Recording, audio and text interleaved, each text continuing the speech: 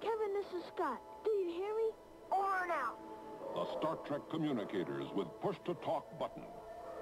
Scott, this is Kevin. My bike is broken. Can you help me?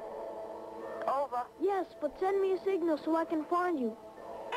Star Trek communicators with a range of 1,300 feet. Push button, twin warp sound, uses 1 9-volt battery, not included. Star Trek communicators with belt hook, telescoping antenna, and twin warp sound. From Mego.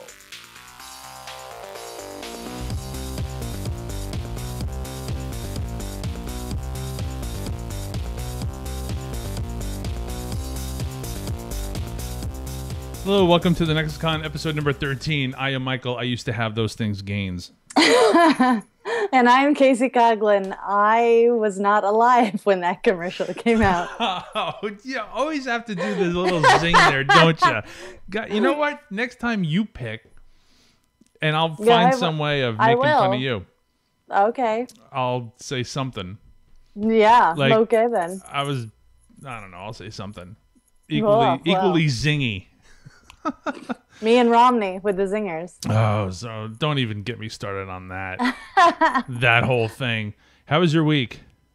Fast. It went by really fast. I had jury duty. Yeah, for like a day. Well, until you weaseled your way out of it. I didn't weasel my way out of it. I told the judge, I said, I'm losing money every day I'm here, which is true. And I have to be excused. And he says, okay. I have to go back and whip the children that I employ. No, I write my own software, damn it. I came home and I hire small children to code apps for me. And if I'm not there to prod them with the cattle iron, things get out of hand. I was starting to feel guilty because I thought that I could do jury duty because I work from home. I thought that I could do jury duty and then come home and then get my work done. And then the first day I was at jury duty, I didn't even get selected. I was just sitting there waiting and waiting and waiting. And when I went home, I figured, all right, no big deal. I'll just do what I have to do. Didn't happen. I just wasted a whole day. And then when I went back the next day, I said, I can't do this. I can't sit around and waste time like this because I'm losing money. Yeah, I think most people, when they get to jury duty, say the same thing. I can't do this. Well, it depends. Like when the last time I got on jury duty, I was salaried, so it was no big deal. But then they say that you can have a trial that takes like 6 to 8 weeks. I can't. That's do that. like waiting for something to come in the mail. I mean, that's crazy. Yeah, from Battle Creek, Michigan. Right. You know what? I don't even have our show notes up. Oh, there they are. I'm just like so unprepared today. All right. That's awesome. I'm just so awesome. All right, let's get to the news.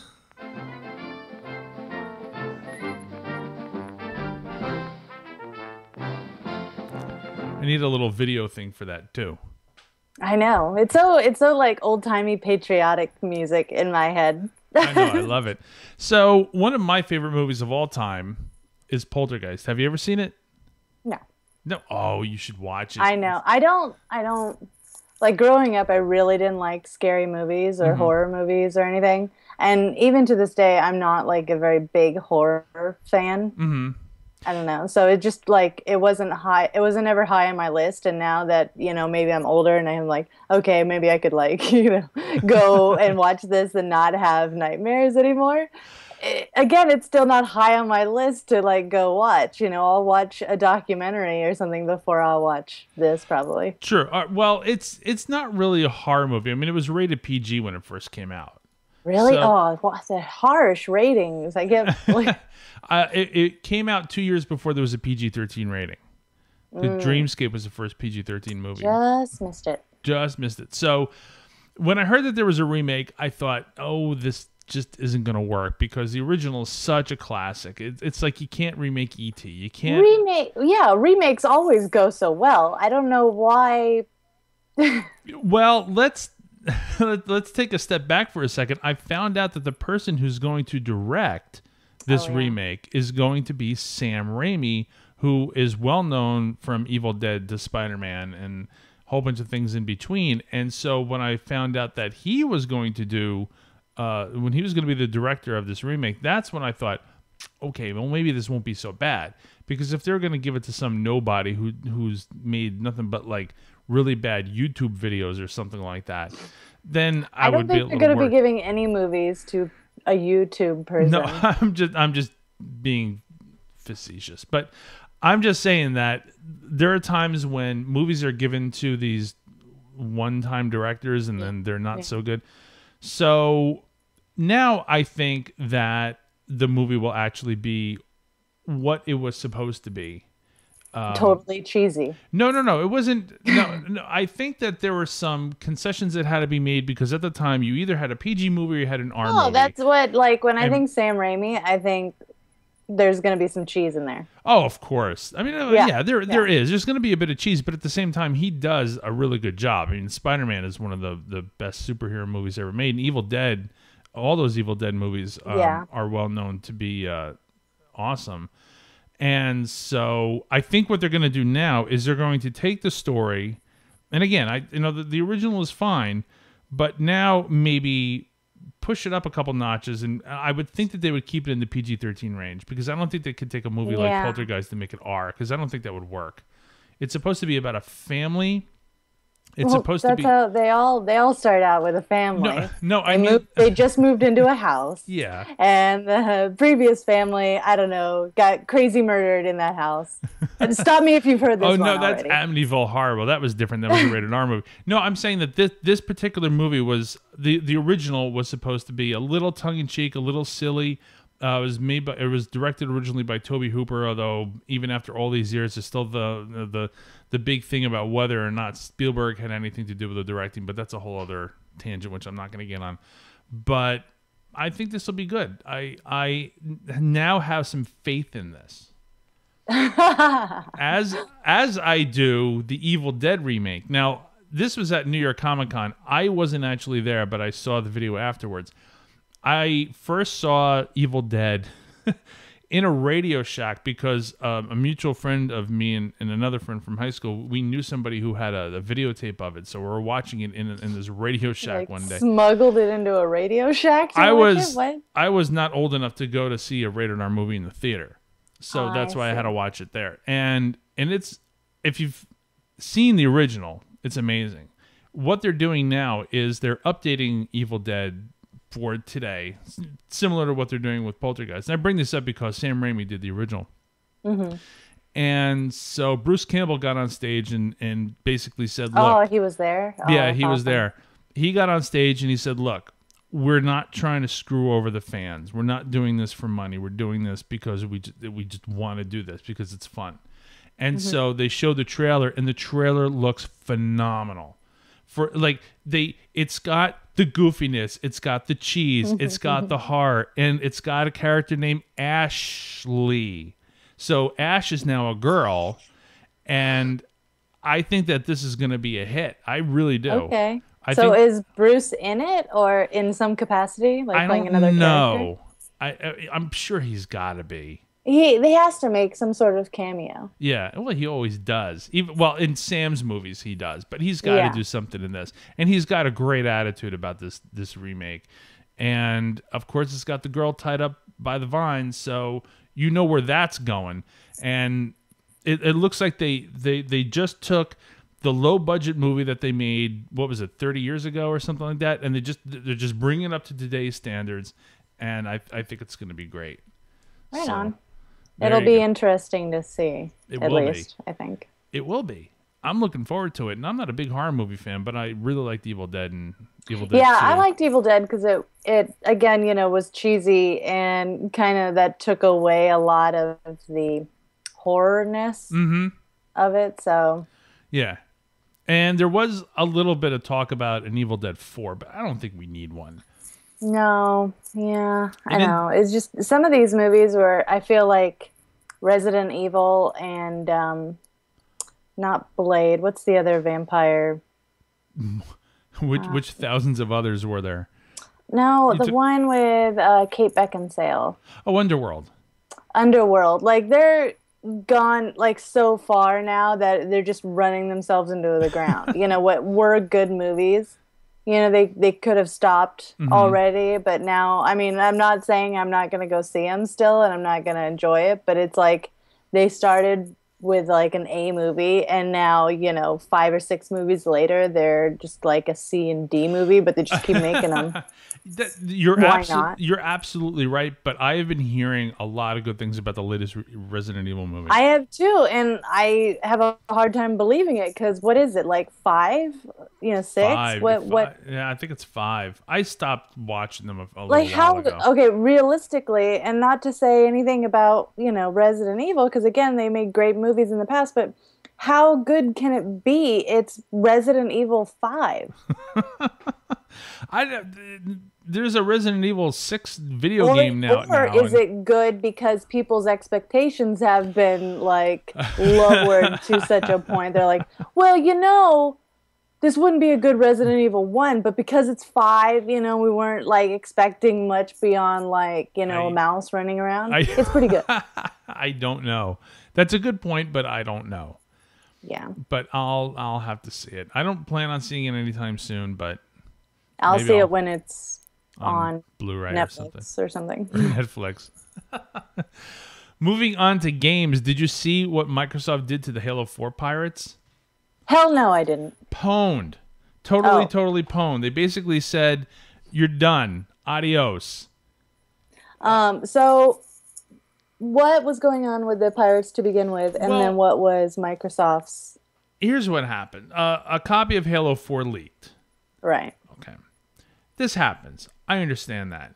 But what these idiots did that took the pirated version was they put it in their Xbox 360 while they were still connected to Xbox Live. And you just don't you do want to that. get that achievement, right? Yeah, the pirate achievement. You know, there's no world first achievement for Xbox Live. So I don't understand why these people did that. But essentially what Microsoft did was they saw that people were playing Halo 4 long before it was supposed to come out and said, oh, bink, and essentially deleted their Xbox Live accounts and banned them, and that's it. They're done. Adios. Awesome. And I gotta say, this is not the first time that I have seen pirates getting banned by Microsoft for doing this sort of thing, and I would think that you would know that. Right, like there wasn't already a precedence. Like, I don't know, but I think a lot of, not even just hackers, but like thieves and criminals in general. And not to say that, you know, just pirating a game is like on the same level as arson or anything, but you know, it's kind of that mentality where you always think that you've thought everything through. And sure, that last guy totally fucked up, but you're going to do it right. Yeah, I know what you're doing. You got this. Yeah, so they've been banned from Xbox Live forever. So for life. For life. If you're one of those people that has like 30,000 achievement points or something, you're gone. Womp and womp. so it's not worth it. Piracy isn't worth it. Yeah, that should be their ad. You know, don't pirate, you'll lose all your achievements. Let me tell you something. If it were me, if somebody gave me a copy of Halo 4 right now, would I play it? Would I take it? I don't know. I don't know. I mean, I've got it pre-ordered, so I can wait. I've got other things to do at this point. Yeah, it's not like I'm not running out of games to play right now. No, me neither. But moving on to open web OS news, as if anybody ever thought that would happen. Now, as a small NSFW show aside, when I first saw this link, and it's open-weebos-live. If you watch NSFW, that's funny. You know, what is their belt song? I have to get that. Oh, I know. They've said it a few times, but I can't remember what it is. The people that made WebOS. Well, no, I'm sorry. I should take that back. Not the people that made WebOS. Somebody took the WebOS build, because now it's open source, and built an open WebOS live CD out of it, which means that you can pop it into your computer, and you can just run it directly off the CD without it touching your hard drive, so that you can play around with it. Oh yeah, there's a like. lot of Linux distros where you can do that. Yeah, it's I think it piggybacks off of Ubuntu 12.04. Possibly. Yeah. Yeah. And I think this is amazing stuff. I still think that WebOS has a chance. If you get enough good people that can take WebOS and elevate it to the level of what Android is now, I really believe that WebOS can kick some serious ass. But yeah, it may be too late. I don't know. But by that nature, everything has a chance. Mm-hmm. You know, BlackBerry has a chance. BlackBerry doesn't have a chance for anything. They don't. Let's move around our topic list a little bit. What's this Reddit bus campaign? So I found this morning on TheVerge.com and was saddened to realize they were coming to California.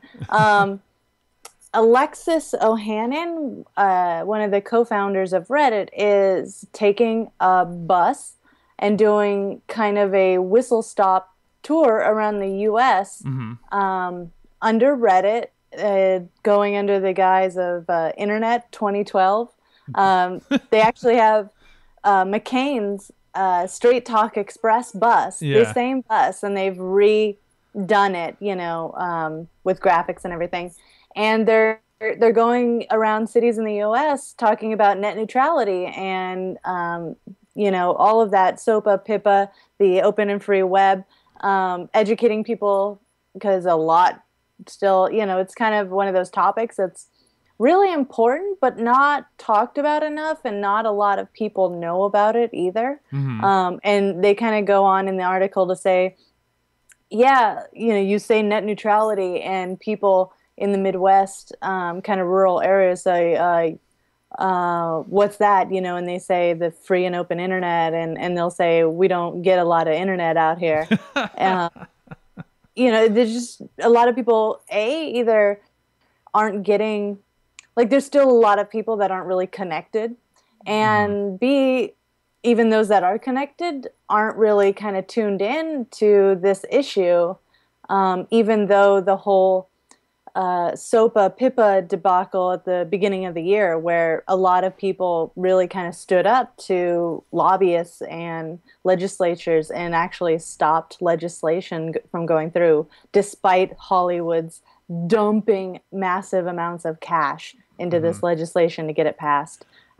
People, Reddit was a big tool in that. Not to say that they're a tool, but was a big source in helping get the word out, and having people all around the internet rise up and black out websites on I think it was in January. So what I'm gathering is that a lot of people out there, like you're saying in the Midwest, they're connected, but they're just maybe surfing the net a little bit, checking their email, keeping up to date with communications, there's obviously, and that's even in this day and age where we're using the internet more and more for everything, it's still kind of, to a lot of people, it's still just a tool. It's still just the car you drive to get to work and back. It's not, you're not tuned into the issues of that medium, or that it's even being discussed or under fire or anything. Say you have a car, like I said, and it's just getting you to and from work. Yeah. But somewhere in DC, there's legislation being written and trying to be passed to, I don't know, restrict your use of your car, and you don't even know about it. Yeah. And your car's right there in your driveway, but laws are being passed behind, right under your nose, but you don't know about it, kind of restricting the use and kind of almost taking away something that you just take for granted every day. There was a big push for net neutrality a few months back. This is about, January-ish or something like that? Yeah, and SOPA, the big SOPA thing. The big SOPA thing, as you mentioned before. And that pretty much got killed and trampled and run over. Yes, but then they recrafted it and reanimated it as PIPA. As PIPA.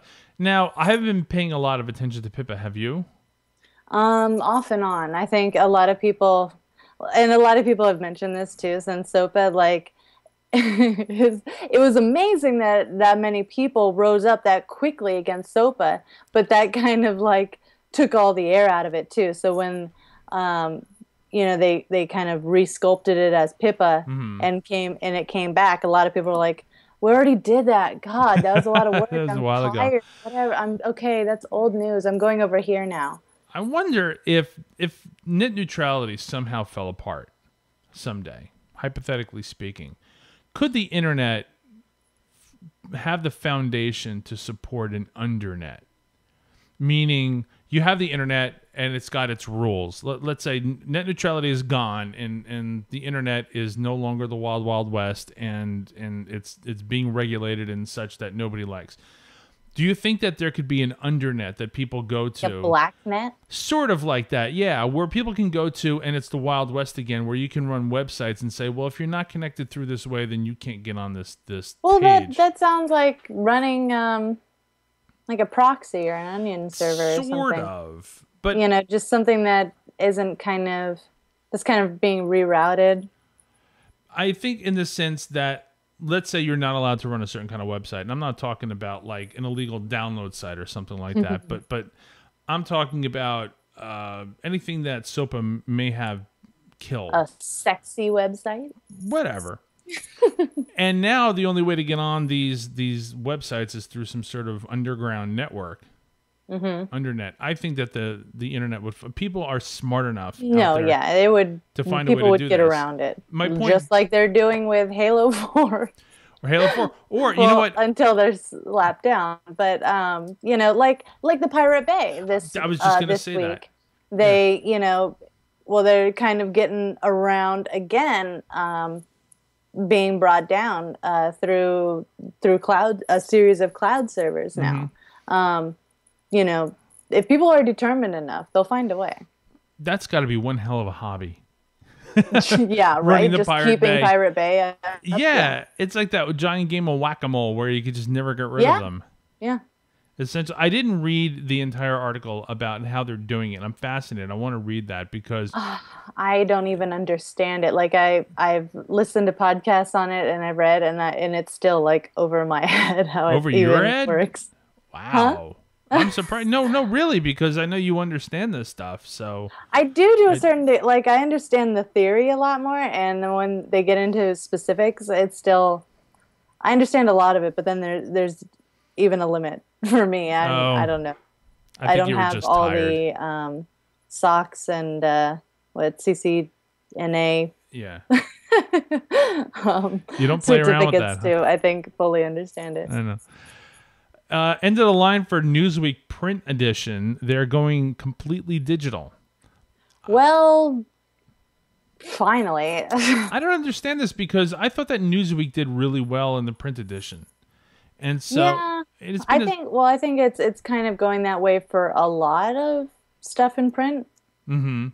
And especially a lot of these where, what is it, New York Times or some of those where they have they're cracking down on subscriptions for the web and mobile versions to where you have to get a certain level of subscription to get access to the website, but then that subscription gets you free subscription to the print edition.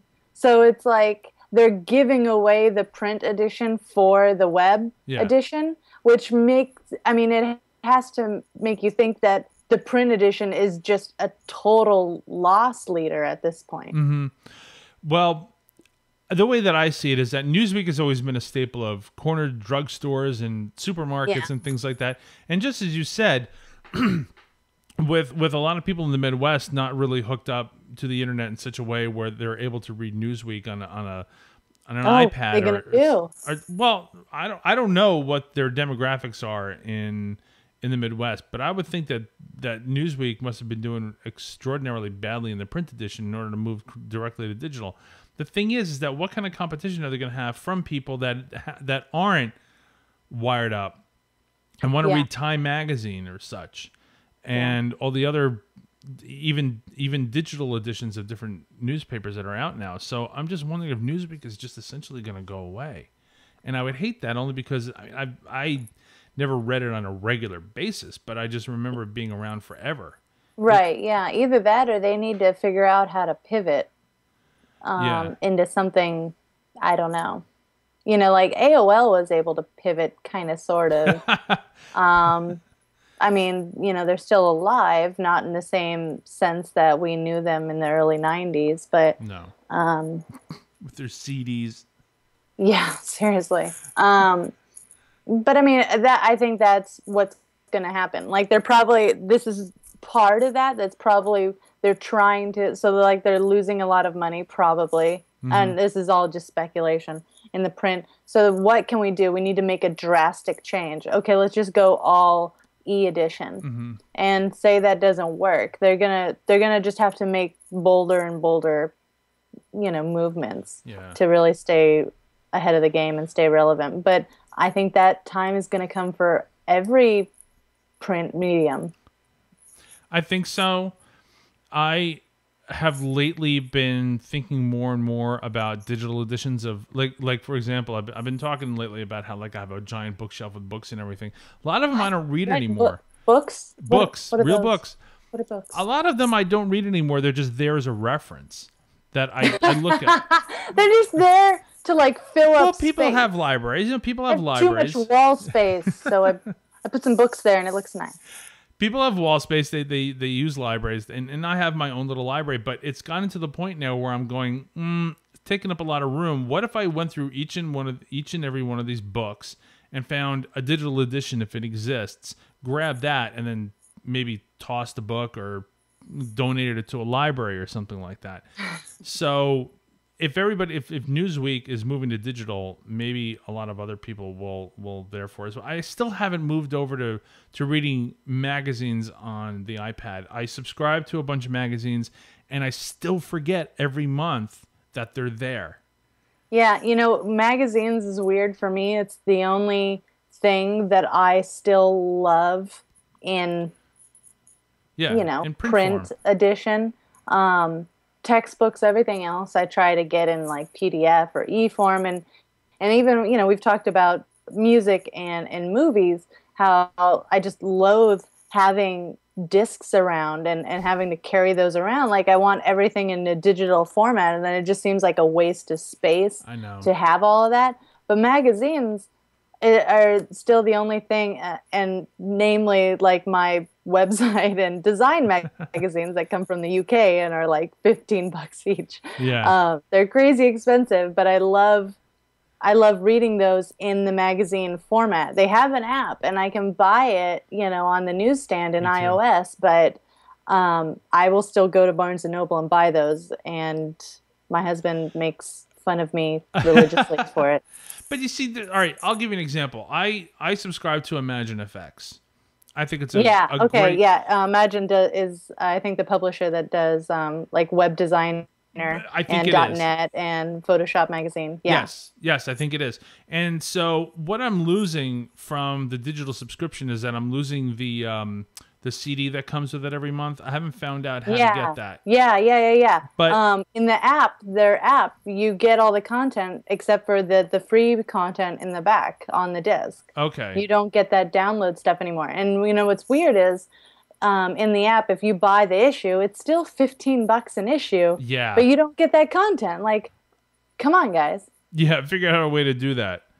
I know. I subscribe to Rolling Stone, Imagine FX, and can't remember the name of the other one that I read, but I'll give you an idea of how often I read them. But they're when I'm reading Rolling Stone, it's strange for me because I've been reading it since I was a kid. Mm-hmm. You know, flipping through the pages and everything. And the one thing I'm not quite used to yet is the pinching and zooming. Sometimes, like, when you want to read an article, and sometimes there's just so much on the screen that you got, because even on an iPad 3 with the Retina display, depending on how big the page is, the font size on screen is like a fraction of what you would get in the print edition. And so that whole zoom zoom retract that I have to do all the time is one thing that I'm not quite used to. And I use Zinio as the reader. I think maybe the reader itself needs to have a bit of an improvement. I think it's almost the medium, because a lot of those, I think it depends on if you're zooming and contracting, then it sounds like that they don't have their scalability settings quite right. If it was published as like an ebook, then much like Apple iBooks, you know, that you should be able to scale the text within the screen just fine without having to pinch and zoom. And so then, you know, your borders are the same. And even on a website with HTML5, you can get the text to scale, you know, to your mobile browser or to an iPhone, so that you're not pinching and zoom. Because if you pinch and zoom like on a normal website or on a PDF, you know, you increase everything, and so then where your margins are way off, and so then you're sweeping the entire page just to get to the end of a sentence when that should just scale within your original margins. Yeah, I'm trying to bring one up as an example so that I can show on video, but like now I'm going through a bunch of ads. Well, even like the sidebar for like the editor and publisher is kind of hard to read because the font size is really small. So just sounds like bad design in the medium. Well, yeah, because I think what they're doing. All right, I'm looking at a page now. Well, I guess this page is a bad example because I can actually read it. It's the letters. No, it's the letters to the editor. All right, so here's one. This page here, I'm not going to show the actual contents on the video because you know, copyright and all that. But this is an article about Tom Davis from Saturday Night Live, and so anybody who's read Rolling Stone knows that the print magazine is actually quite large. They're taking the same page, the same layout, and they're shrinking it down to the size of an iPad 3, and that's where I have the problem, where like I've got to zoom it up a little bit, and now I find myself going up, down, left, right all the time. So when you zoom, does everything zoom in? Like it's a PDF? Yes. Yeah, see, that's a problem. That's not done right. Quite annoying. So print, I'm sorry, not print, but magazines on the iPad, or not just the iPad, but any device, still have a way to go. I like the idea that we've seen, I don't know one off the top of my head, but you know, you've seen these magazines where they scroll up, they scroll over, and these articles are not just linear, but they live and breathe. Those are the kinds of things that I would like to see, but unfortunately I think that it's just not going to happen anytime soon because it's a lot more complicated to build something like that than it is to just lay down a bunch of text and graphics. Oh yeah, no, there's a lot more to consider. Now, we went off on a little bit of a tangent there, didn't we? A little bit. Finally, in our news section, if you're a big Stargate fan, and you know, who isn't? You're not a big fan of the show? I can never get into it. I think I've seen part of one episode ever.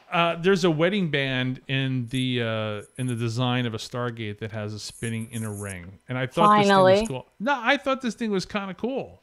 I'm just kidding. It is cool. Yeah, it's let me just. If I was a big Stargate fan, I would probably be all over this. You think so? Well, I mean, there's this fake prototype I've seen of an Apple wedding band. I'm all over that for obvious reasons. So if I was a Stargate fan, I think for the same reason, anybody who's a big fan would drool over this. It's kind of neat. Does it actually spin? Yeah, I'm showing it on the video right now. That's fantastic. So that's cool.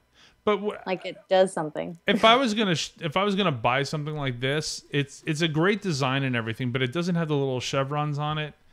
It's just like little markers. I would want something a little more detailed, but it's cool. And what happens if it gets stuck? What? You're like, the food is horrible and such small portions. I am. I'm terrible, aren't I? It's good. I rate this wedding band I love a C. that it's, you know, finally a Stargate ring, but it's really not the best one. It's the only one. It could be better. There's room for improvement. All right, let's move on to the quest log. Oh, we still laugh and laugh and laugh at the Old Republic.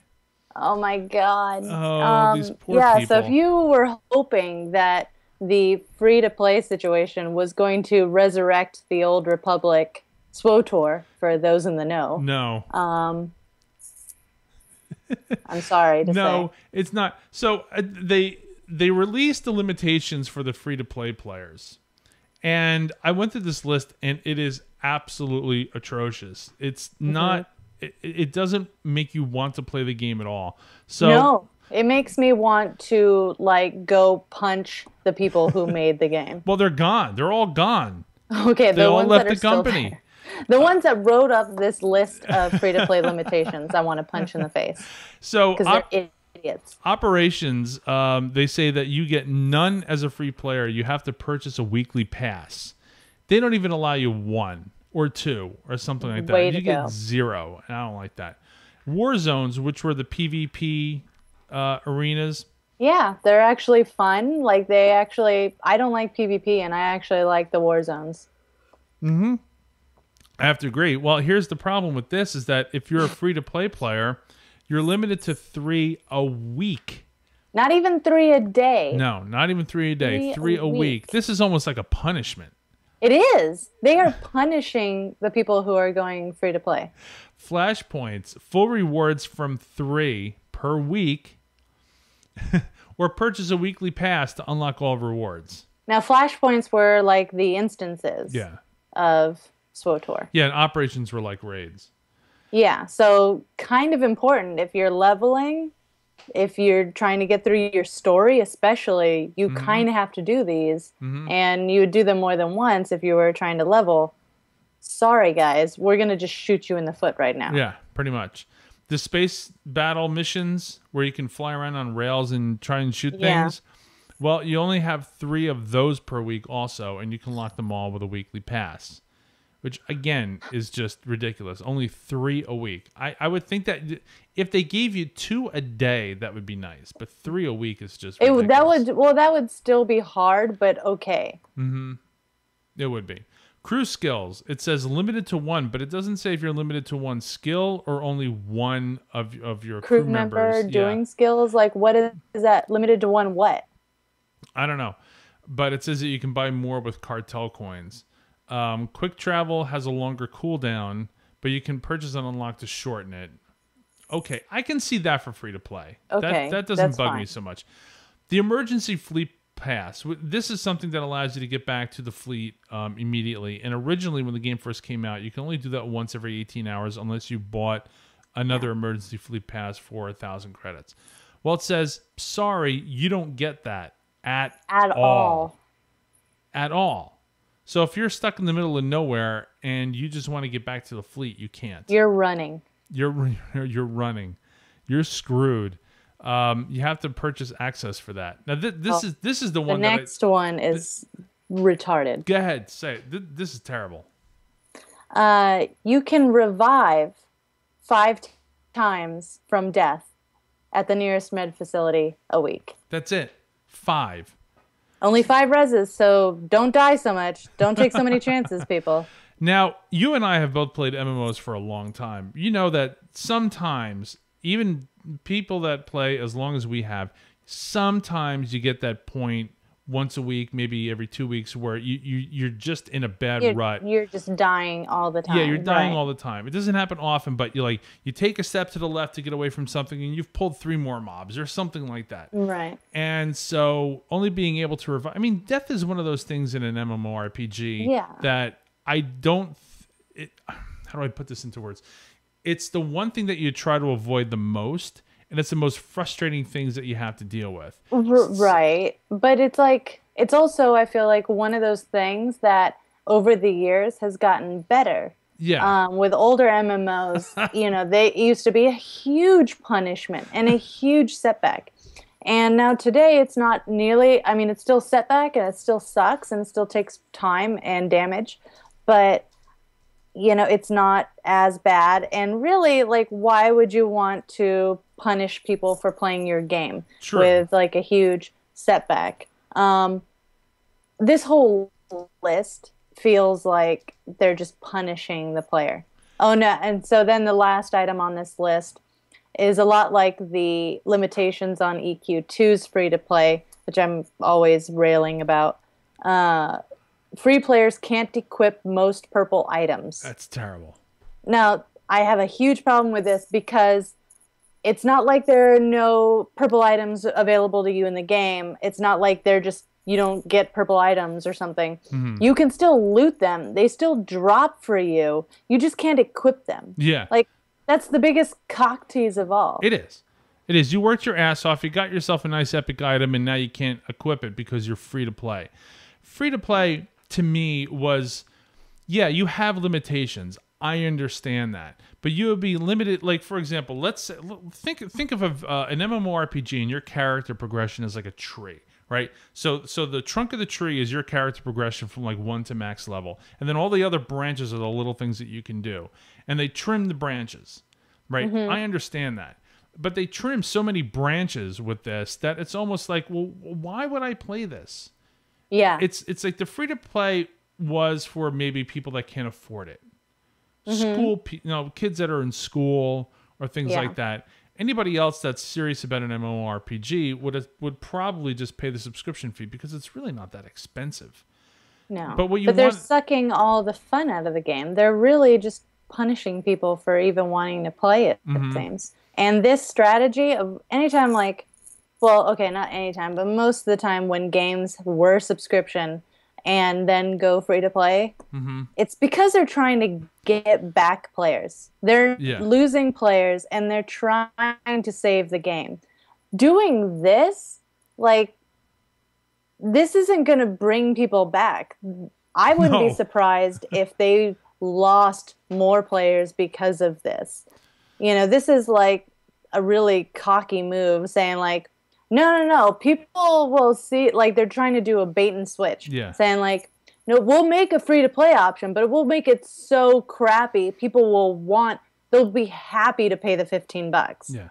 No, they'll pay $15 to have like a dog crap in your lap because this is a pile of crap. That's actually pretty funny. I think that's our title. $15 for a dog to crap in your lap. It's a long title. Well, we still got some more show left to do. We still have time. It's just sad because it was a year ago that we were anticipating this game coming out, and now we're anticipating it dying. Oh, I know. This game had so much hype. It had everything going for it, and they squandered it. And now they're really, really. It's like they have a death wish. Like they're trying to sabotage this game. They do, and this is. I'm not even going to get into it. But a year ago, we told them. I keep saying this. We told them. We were talking to developers and said your game is going to die unless you do something serious, and they ignored us. I think it is cockiness. I really do. Cockiness, arrogance, whatever you want to call it. I think that they really thought that the game was going to be carried by the Star Wars name alone. Yeah. I really do. And veteran players were saying, you can't build a game on a name alone. And that'll sort of segue us into the next item, which I think is very important. John Smedley, the president of Sony Online Entertainment, which runs Everquest, which Casey and I still play once in a while. Once in a blue moon, you'll catch us playing in Norath. He did a little interview. The SOE Fanfare is this week. Yeah. They're calling it SOE Live now. It's not Fanfare anymore. Oh. Yeah. And he was very candid about what they were doing with Everquest Next. And he hinted a little bit about how drastic of a change this was. They've been working on EQNext, and they didn't call it EQ3. And I'll explain that in a minute. But they said that after working on EQNext for a year and a half, they scrapped it and started over again. And the reason why is because it was becoming Everquest 3. And they were very careful to not call the next Everquest 3 because it makes it look like it's just an evolutionary game. And he said that. He says the game was becoming an evolution. They wanted things to be drastically different. And he says that it's going to be the biggest sandbox-style MMO ever designed. And I just went, bring it. Yeah. Bring it. I want this game to be awesome. And I think Guild Wars 2 probably... This sounds like Guild Wars 2, but when that came on the scene, or when you were starting to hear stuff about it, that probably changed a lot of game developers, feelings about how things should go. And it certainly changed a lot of gamers' feelings about how things should go. Sure. I'm playing, well, you and I are both playing World of Warcraft now, and I have to say that going back to the old quest style, after going through 1 to max in Guild Wars 2, feels a little backwards. I feel like I'm always in a hurry. Like, I feel like I can't go do that farming thing or cooking because I'm not max level yet, and I'm in a hurry to get to max level. Like, I have to get through all the quests, and I have to reach 90 right now. I needed to be 90 yesterday. I need to have flying. I can't go do pet battles because that's a waste of time. I need to be 90. Like, and I feel like I'm in this chute that I can't get out of. For the quests, going from area to area, and I can't do that now. I can't run to town and auction my stuff or deal with the auction house. I can't go cook for a little bit. That's like a waste of time right now. I need to be 90. I need to finish these quests. Yeah, now. Like, they're going to go somewhere. I don't know, but that's the feeling that I have. And that's sort of the feeling that I had also, whereas I just came off of Guild Wars 2, where I felt that I can do things at my own pace, my own time, and be very relaxed about the whole thing. I get back into WoW, and admittedly, a lot of this has to do with the fact that I'm in a high-end raiding guild. Even though I myself am not raiding right now, you get this guild chat where it's, are you 90 yet? What's your eye level? And that sort of thing. That doesn't help. Yeah. And I sort of like this Guild Wars 2 ability to do whatever I wanted to do whenever I wanted to do it, and everything will give me some sort of reward. Yeah, that was another thing. Like, it didn't matter if I was busting out quests or if I was cooking or doing trade skilling, because I was getting XP for everything. Not at the same rate, but I'm getting XP for everything, so it's not like a waste of time to go level tailoring or something like that. Yeah, they gave a lot of XP for getting your professions up. You got XP. Well, Discovery, that's nothing new. But you got a lot of XP for a lot of things, and so I felt that I can play this game my way. And I think that's what Sony Online is doing now, is they're taking EverQuest. I've said this before, I think on this show. I said EverQuest has this really strong lore and this strong world that has sort of been squandered a little bit. And if they can sort of bring it back, bring Norath back to the level, at least the level of Azeroth. And, in terms of, I think that there's enough room in the MMO world for two really big, strong games. Azeroth and Norath. I would even say more than two. And well, then you start fragmenting the player base. Oh no, fragmentation. But I would really like to see EverQuest Next, whatever it is. I can't wait. And something that SOE has always been really good at, especially with EverQuest, is their community and taking cues and being involved in the community. Yeah. Something SWTOR and BioWare could, learn something from is, they're active in the forums in the community. And when people say, this would be really cool if we could do this, SOE thinks about it and they depending on what it is, implement it. Not and yet. I think that's where this next item on the list comes from probably, but it's really kind of catering to the community, your player base. They just announced this week that the Player Studio is now accepting submissions. The Player Studio, for those of you that don't know, we mentioned this on the show before, but Sony put out this tool that allows players to create their own in-game items. This is one of those things that makes me respect SOE a lot, is that they don't just they don't have their toys and they keep them to themselves and they say no, you can't do anything. Sony is one of those companies where granted there are some people that say that they messed around with Everquest 2 a little bit, and I can understand that, but for the most part what they're really trying to do is make sure that the game is just a little more open. You can only have so many of your toys. Keep them to yourself. And you can only give so much before things start getting a little out of hand. So I can understand that. But the ability to create your own items, in my opinion, is just one of those amazing things that, and respectful to the player base. They say, look, we've created enough chairs, tables, swords, staves, and capes over the years. You make something. Show us what you want to see in this game. And so now they're accepting submissions. Yeah, So now these go into the SOE marketplace. Not directly, like they're not going to be on the auction house or anything in game. They're in the marketplace, so that's that area where you can buy in-game items.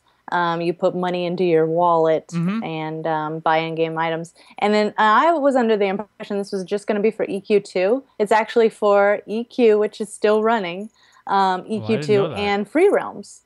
Oh, real? Free Realms too?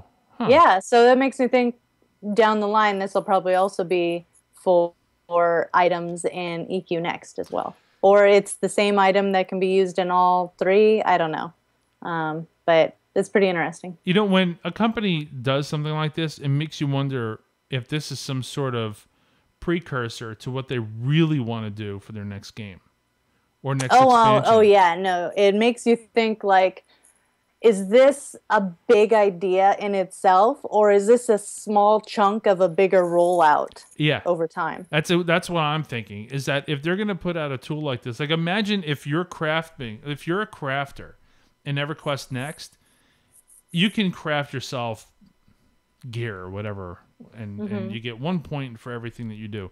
What if you were to create something in Player Studio? Now you're bringing the real world into it, and you get 10 skill points or something for creating something that people bought on the auction house or something like that. That, I think, is where this is going. Is that I really think that Smedley is trying to sort of tease us into saying, or tease us by saying, there's more to this than we're letting out.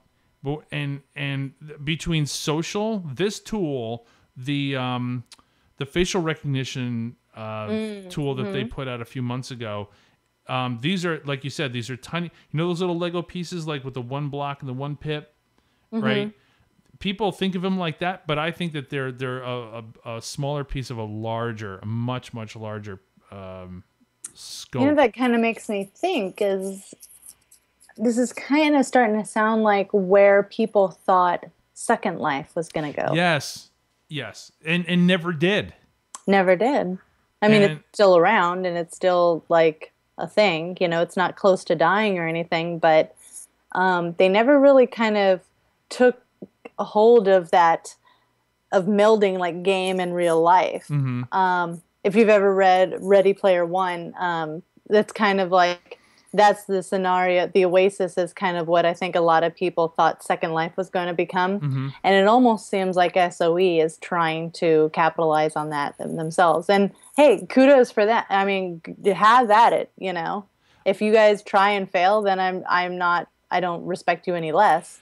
Here's what I'm thinking. Look at the tools that we have today. We have the ability to make items in EverQuest 2. We have a Kinect. We have video cameras. We have Twitter. We have Instagram. What if your character somehow in EverQuest Next became integrated into the social network? Start tweeting? Well, you can do that in Rift. Oh yeah, that's right. Yeah, you could do that in Rift. You can tweet your screenshots. But I'm saying that similar to that is that your character lives and breathes a little bit more outside the game than just being trapped inside when your computer is on or off, I should say. Yeah, you can do auctions and such wire offline with your phone in World of Warcraft. But if they have a big idea at Sony to branch out more from Kill 10 Rats, like Smedley said, then I think they've got a big hit, and I cannot wait to see this.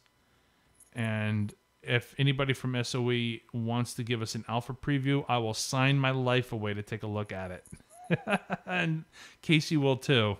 Well, I don't know if I'll sign my life away. I'd be happy to sign someone else's life away. But yeah, I would love to take a look at it. And after playing these games for so many years, I'd love to see what they're doing. Yes, but not before you go to bed. No, because if you play video games before you go to bed, then you're losing sleep and it's bad for you. Well, you're literally losing sleep because you're playing the game. Yeah, but researchers are saying now that players that go to bed right after playing video games are more apt to lose sleep and not have a good night's sleep than people that don't. I think there may be some truth to this. Oh, no, this is totally true. I mean, this is like if you go right to sleep after doing work or you know, trying to something where your mind is really engaged, like in problem solving, and you try to go to bed right after that. Your mind is still going. Mm-hmm. You're still thinking of stuff. You're still problem solving. You're still, you know, if you've ever gone to sleep and you can't turn your mind off, you keep tossing and turning because you're just thinking about stuff and getting ideas. It's the same notion there. Right. So they're saying wind down. I've been trying to do that because I have to do that. I totally have this problem where, you know, it's like my mind thinks, okay, now it's time to come up with all the ideas. Well, that's what I do. See, that's one of my biggest problems is that when my head hits the pillow, I can't just fall asleep. I really think it's like, well, what can I do on the website that's better? What can I do to improve? What, you know, and then work. It's like, well, what if I move this button to the bottom? You need to stop thinking about work. So that's when I read my magazines. Oh, and that's probably something that I should do. Is sort of rearrange my schedule. I don't meditate. I know some people do. I could never get into that. No, I couldn't either. And that's probably why, because my brain races too much. But, all right, who's our Geek of the Week? So I elect for our Geek of the Week this week to be Alexis Ohanian, co-founder of Reddit and mayor of the Internet. How did he get mayor of the Internet? I don't know. I thought Leo was mayor of the Internet. He was for a time, and then Alexis. I don't know if Alexis still is, or if the title has gone to someone else. But it's, you know, it moves around. Like, I think there's a king of the internet, and I think it's a girl actually right now. She's a YouTuber. She does Nami's or something like that on YouTube.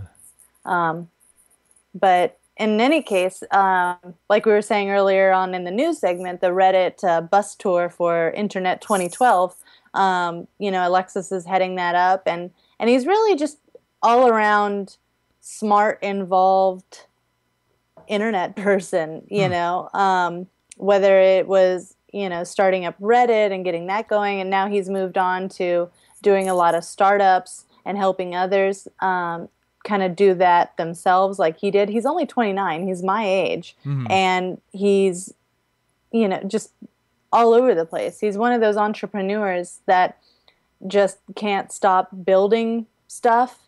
Kind of like, I don't know, reminds me of Richard Branson or something, you know, that just started at, or like Mark Zuckerberg, or I guess Kevin Rose to a certain extent, they start at an early age. And so by the time you think like, God, by the time they're like 60 or 70, they're going to have built so much and accomplished so much. And I am a total loser. You're not a loser. You're not a loser at all. You know, you see somebody like that, like I think Kevin Rose is around the same age, like either my age or a year older or something. And you think like, or like Mark Zuckerberg's like a year younger than me. And you think like, what have I been doing with my life? No. He's my age. What the hell? You know, I remember kids in college that were building things like that, and they never went anywhere. Sometimes This is true. You can't gauge your life based on the fact that somebody the same age is doing something amazing just because a lot of situations just happen to fall into place in their lap. So that's I mean, we're doing amazing stuff, right? Yeah, Trying. totally not wasting my life away because I don't have $1 million. Someday, right? Yes. All right. We're gonna take off, eh? Yeah. To not waste more time. No, we're gonna WoW. build the next amazing social network with EverQuest integration. Right? Yeah. Powered by EverQuest. It's going to be the next Facebook killer / WoW killer / iPhone killer. That's actually, maybe that's a better title. Powered by EverQuest. All the things. Uh-huh. All right. Tell everybody how they can get a hold of us. We are thenexicon.com, the Nexicon on the Twitters, the Nexicon on Google+, the Nexicon on Facebook. I am at Casey Queso on Twitter, the Casey Not the Cheese. This guy is at StarMike on Twitter. You can email us at nexiconstudios@gmail.com. Tell us how much we suck or how beautiful my hair is this week. And we will see you next week. Bye. Bye.